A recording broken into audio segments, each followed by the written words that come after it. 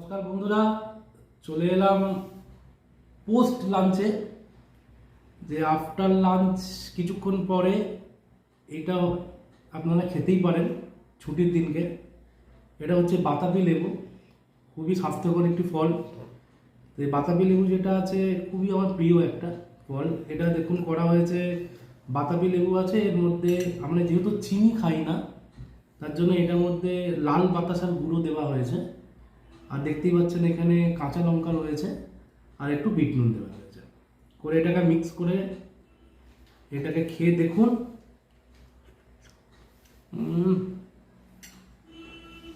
আশা করি অপূর্ব লাগবে। জাস্ট আমার যেমন লাগছে আপনাদেরও ঠিক তেমনই লাগবে। লিভারের জন্য খুব ভালো, খেতেও ভালো, স্বাস্থ্যের জন্য ভালো। তো খেতেই পারেন। ছুটির দিনটা খাওয়ার পরে মনে হয় যদি ওর পরে কিছু পাওয়া যায় খুব ভালো হয়। অনেকে খাওয়ার পরে কিছুক্ষণ পরে ফল খান, কেউ দইয়ের ঘোল খান, আমরাও খাই, একটু ঘুরিয়ে ফিরিয়ে খাই। আজকে যেমন ইচ্ছা হলো একটু বাতাবি লেবু খাই, তো ঘিমনি বানিয়ে দিল। বাতাবি লেবু ছাড়াতে একটু কষ্টকর এই আর কি, বাট খেতে অপূর্ব ঠিকঠাক করে যদি করতে পারেন।